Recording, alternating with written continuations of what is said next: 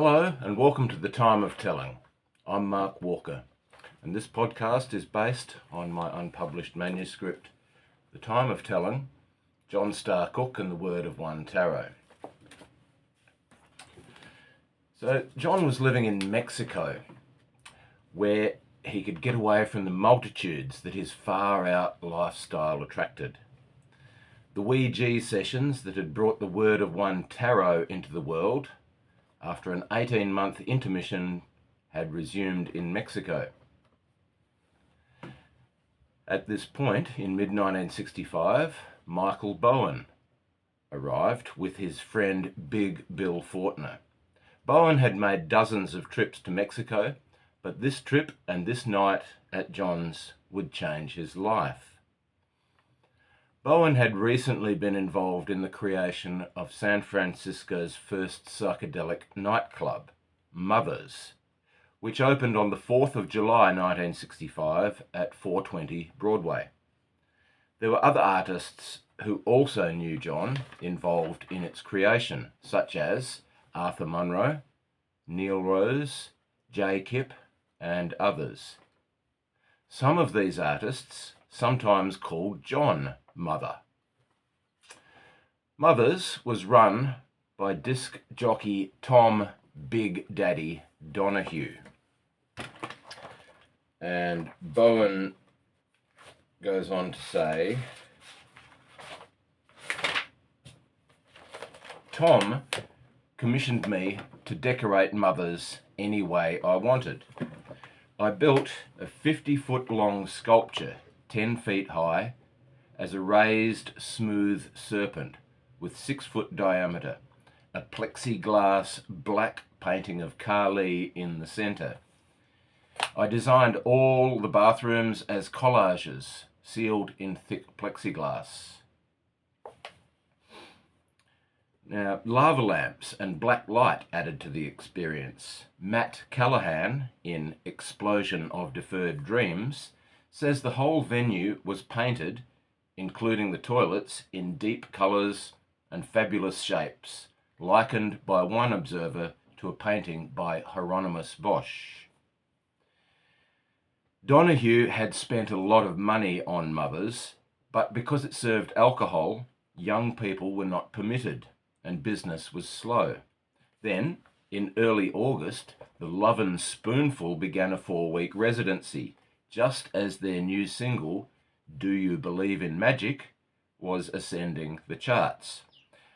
Suddenly, the older, hip crowd in their Edwardian gear turned up at Mother's. The nascent hippies from the Haight-Ashbury, including freshly returned veterans of the Red Dog experience, which will be explained in due course. Mother's lasted for more than a year. The Grateful Dead played there, the Great Society played there, and soon other hip venues began to emerge.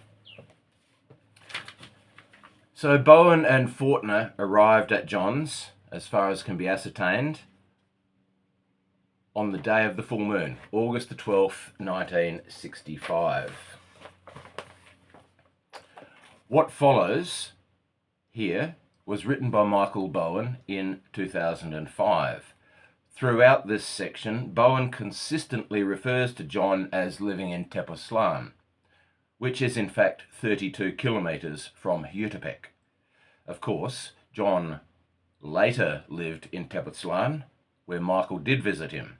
There are other minor discrepancies, but I have left Bowen's recollections as is.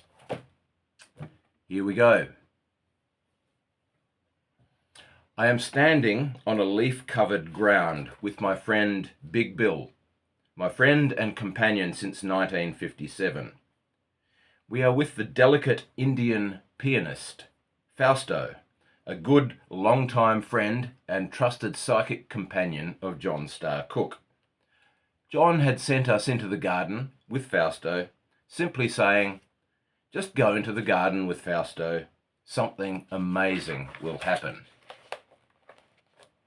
Thus, the three of ourselves Thus, the three of us found ourselves in John's garden of indescribably beautiful tropical plants and jungle of unopened flower pods. The time is just past sunset, and it is a pitch-black tropical night with only the stars above. John is nearby. I can see him at a short distance, backlit in the lurid colours of tropical light bulbs behind the windows of the kitchen. For me, this was comforting, but Big Bill seemed nervous. After all, we had never met Fausto until that night. Fausto? This can't be real. Faust, as in European literature, now turned into a little Indian wearing an expensive French suit in the middle of a Mexican jungle village. Through the jungle of flower trees, it looked like John was busily making something to eat for his guests at the tile-covered house. Standing in the pitch black of the garden, Fausto informs Bill and I that we are waiting for the moon to begin to rise. I now notice the yellowish red moon in its gigantic full form beginning to appear. It will soon begin its arc and enter the vast expanse of starlit sky, where we, far below, are standing in a garden of unopened toloache flowers. The garden abounds with tropical flora in every form imaginable. The type of plant whose hanging flowers are above and beside us in the thousands dominate the entire garden. Fausto indicates to me that when the moon is directly above us, these closed, hanging, soft-pointed white petals of toloache will slowly open into the form of a soft, multi-hued trumpet in exact rhythm with the moon's flooding light. Fausto declared that I will experience a bath, the vibrations of which will cleanse trillions of sense organs throughout all the bodies I possess. When the tropical garden's air and atmosphere becomes permeated by this scent, triggered by the light of the moon from the heavens, the full flowering plant will slowly move its petals open, as above, so below. Fausto motions with his hands, indicating that the quieter we stand, the more our senses absorb the vision of the movement of the flower. Seamlessly, there was no flying time left on this trip, and we were there at the point of no return. The moon was directly above us, and the flowers began to curl open in their trumpet shape, one by one, and in groups. Fausto picked one of them, and holding it in his hand, he said, "The ancient word for this food is toloache." Fausto then proceeded to eat one of the gigantic, now opened petals. He said, "This is the sacred flower banquet of the Aztecs, and one of the reasons their forebears lived in full consciousness for hundreds of thousands of years." The next one he handed to me, and I dutifully ate one of the petals, as did Big Bill.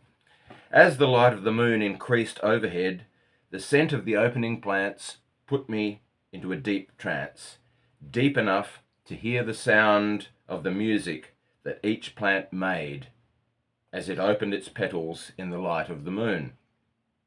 A grand symphony began inside my being. Music, beyond sound, became my reality. As all the thousands of opening petals brought forth their inner essence and the silent sound known only to the initiates of history, I had entered a world boundless, permanent, and with all the probabilities that my actions throughout my lives had earned. Fausto turned his head and looked directly into the eyes of my good friend Big Bill. Fausto then said in heavily accented English, "This initiation is for Michael. but you can share in its glories forever and have eternal conscious life if you remain his servant and protector for the rest of your life, as long as you are in this bodily form. At that point, Fausto said something else that we did not clearly understand. What we did not understand was something he said after the servant statement, which to us, already close friends for years, was impossibly shocking to even contemplate. All we could seem to get out of the next statement by Fausto was something about the age of 45 and something about Bill dying. Of course, out of respect, when Fausto was speaking, we did not interrupt him, and by that time we were both now eating the petals. I had no food in my stomach for many hours before this event. The result was that my stomach was being packed in the same way that you would pack a suitcase or a box, with the petals of the highly psychoactive Toloache fully opened by the red-orange glow of the moonlight in the garden of Tepoztlan. Bill's nervousness was starting to interfere with the changes I was feeling in my body and brain. However, I said nothing to my friend as we both kept eating Toloache. Then something happened. An action that Bill had taken that permeated my memory for the rest of my life up to this minute.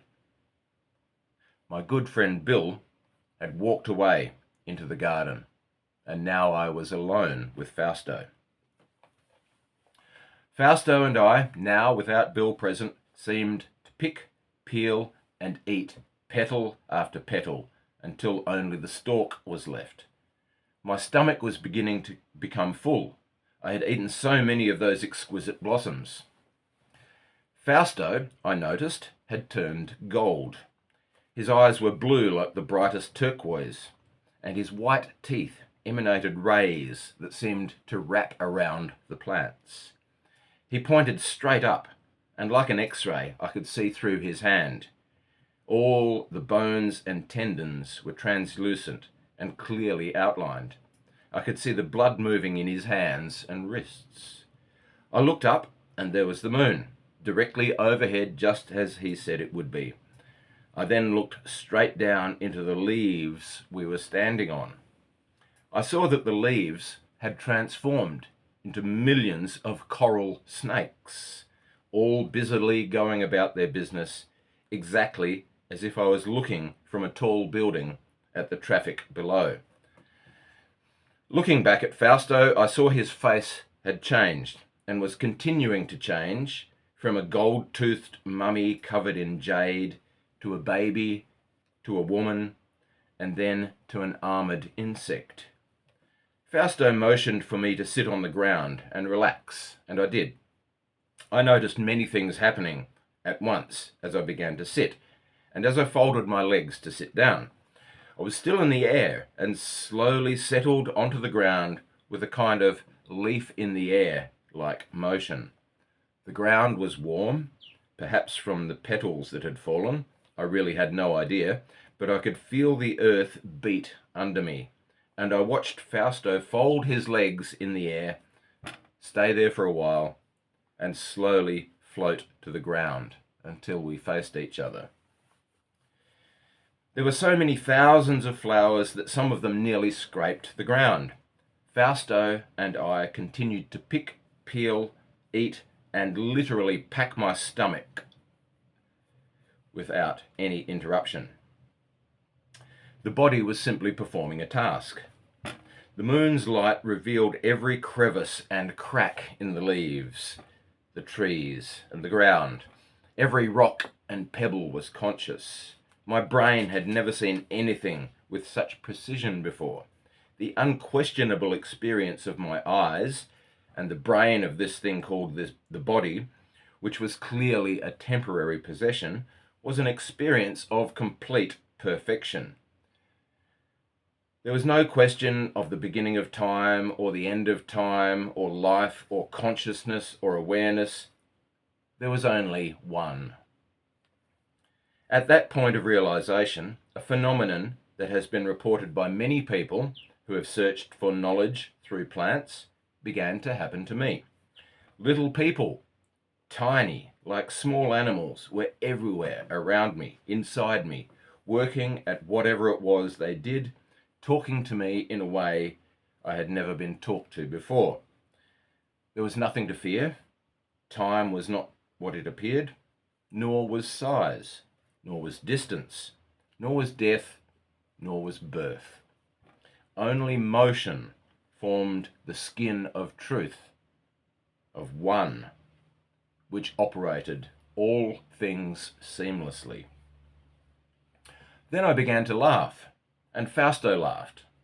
For me, I spotted Groucho Marx among the little people, playing a drum or something. I quickly lost sight of him, and a cloud of fear appeared.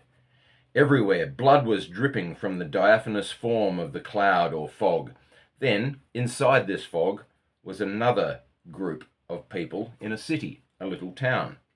I recognized it as a scene from a film I had seen, The Invasion of the Body Snatchers. I had seen this film in San Francisco, in which flower pods infiltrated a fictional American town. The flower pods looked like the closed Toloache plant that had just opened in the moonlight. But in the film, they were evil flower pods, floating as spores into the Earth's atmosphere from space.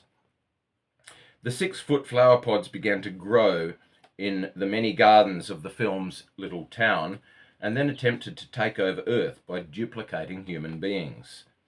The human clones lacked emotion, and their goal was to completely take over human civilization. At this point, my body suddenly hurt. A great pain, physical and mental, occurred. I thought to myself, my God, this is a hallucination.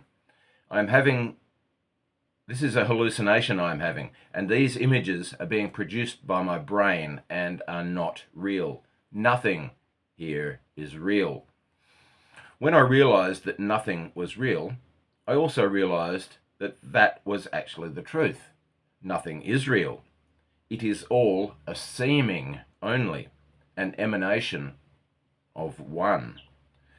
While this is happening to myself is also fragmenting and slipping away like a broken pot into the cosmos, and the pain changed to an ecstasy beyond any description I could try to give. All the while, Fausto was laughing, but now he has become a multiplication.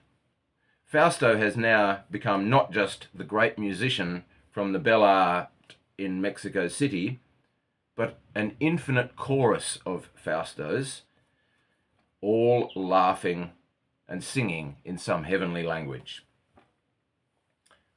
At that point, I saw the garden from about 30 feet up in the air.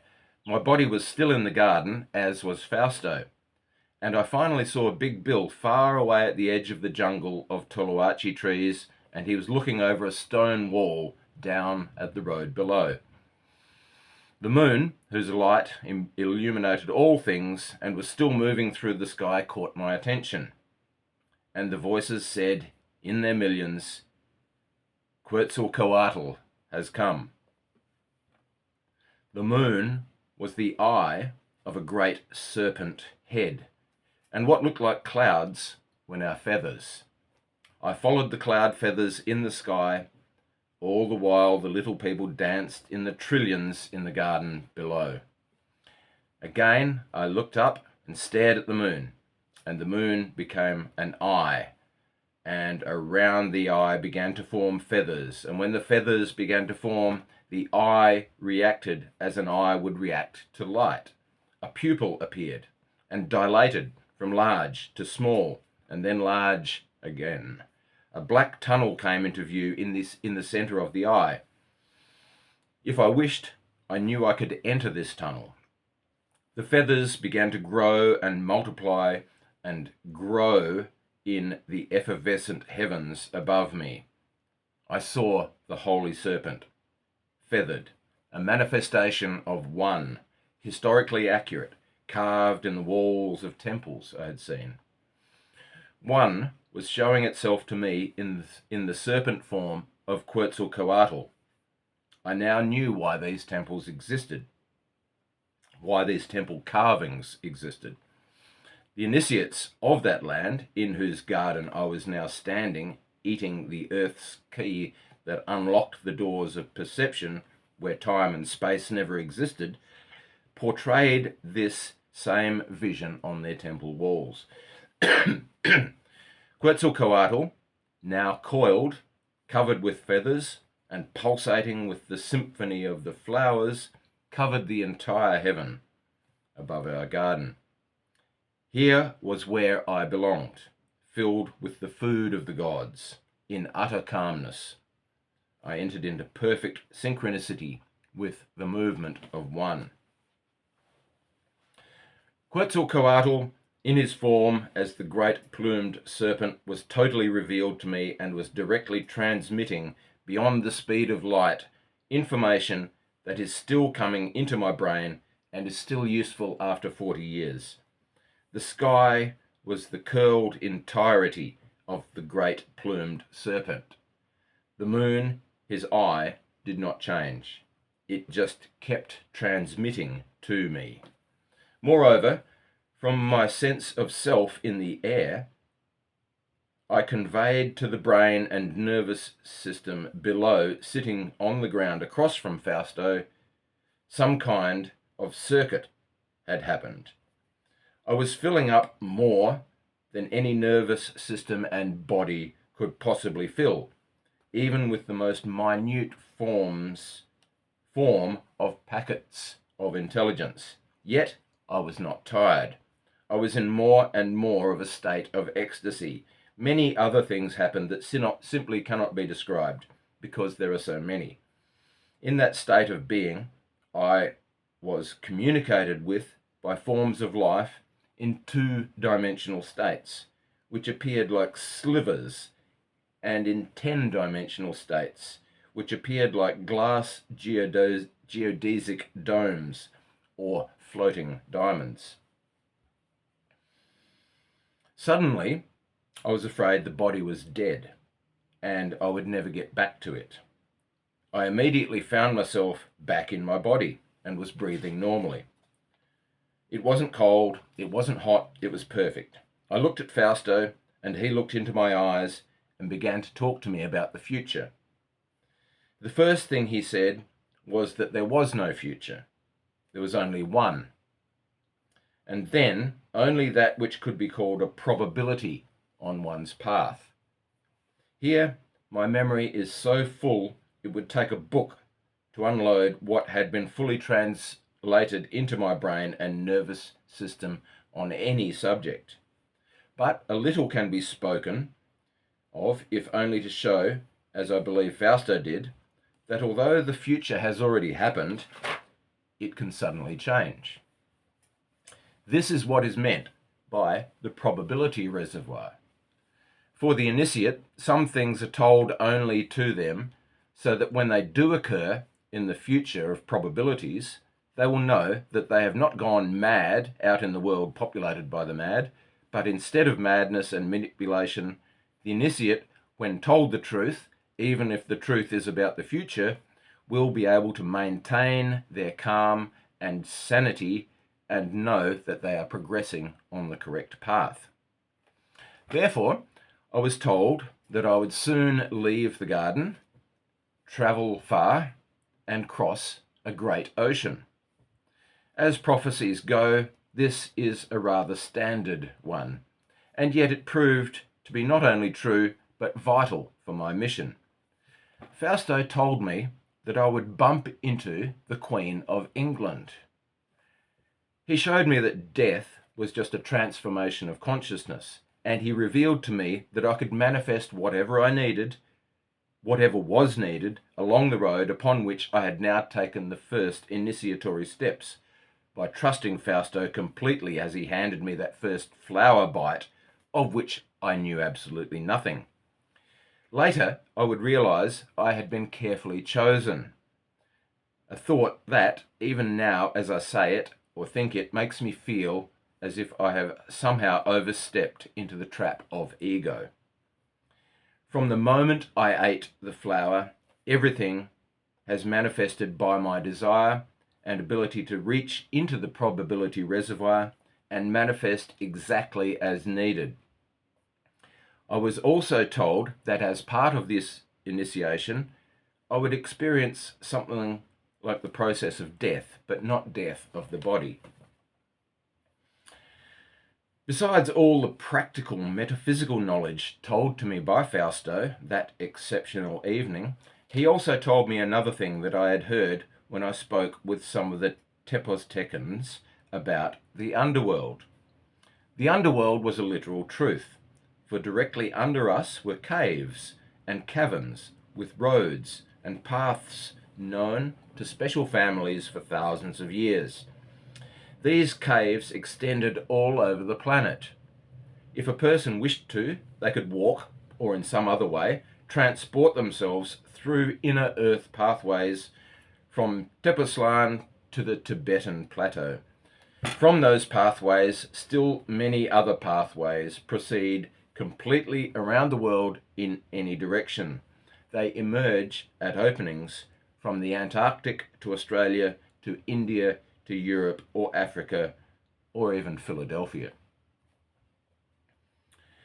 The very next moment after Fausto had told me the truth of the underworld, I found myself instantaneously transported far away from Earth, far from the solar system. I could see around me, as I travelled much faster than the speed of light, galaxies seemingly endless and breathtakingly beautiful. In 1965, there was little, if any, photography or visual art that portrayed the various cosmic canvases today provided by modern astrophysics. I experienced being in a room that was both large and small. This seeming impossibility did not even concern me. What concerned me were the two blue eyes looking at me. The blue eyes remained the same, although there was no size, great or small. The eyes emanated from a being with a neck and a body and robes like a judge tapping a pencil on a desk. And then the eyes transformed and morphed one more time. A green, translucent insect with fibril green appendages weaving and waving in all directions to a series of blocks making the figure. It seemed as if I was the only one to notice these changes with some kind of extraordinary peripheral vision. But paradoxically, there was no periphery. It was the eyes that were all important, not the changes, or the desk, or the people, or the things. There were creatures sitting on a giant, multi-storied dais, but only the eyes were meaningful. I thought it was John, but it was not John. Then the voice happened, and the voice said, "Look, you can bring love to the loveless, or you can stay here in perfection. You have been brought here, a seeming vast distance from where you are now, but you must decide now." I thought I was seeing simultaneously in one reality what I was seeing simultaneously in another reality. There was a crying woman, very human, very alone, superimposed and larger. This weeping woman became entangled with the eyes, the dais, and everything else that was giving me this message or whatever it was doing. Then I experienced a moment of fear that a circuit had been broken. The vision changed from the crying woman to a crying small child, neither girl nor boy. That innocent being looked at me and said, "Help me, please, help." And my heart broke open like a bursting lotus with seeds. At that exact moment, wherever I was, whatever had happened, I looked at those blue eyes and this very human face and said, "Yes, I'll go back." A feeling like a smile happened, and I was back, sitting on the ground in front of Fausto, the moon now just setting and the sun beginning to rise. My body, or the body that I inhabited, felt strange, not particularly pleasant as I had felt before, but there I was. I reached my fingers out, stretched them, and reached my torso. I got up. Fausto got up, and he said to me in Spanish, "Let's go into the house and have a drink and salute the morning sun." And so we did. The three of us were now sitting around the kitchen table, John Star Cook and those blue eyes, now just in a body, in a kitchen in Mexico, on a rock, floating in space-time called Earth, along with Fausto Garcia Medeles, the brilliant pianist. We poured from a bottle of tequila our drinks and began to toast the sun. In came Big Bill and toasted the sun with us. After a few toasts, I went over somewhere, crawled in bed with some of John's dogs, and went to sleep. And that is where we will leave it for now. Thank you very much for watching. This is the time of telling.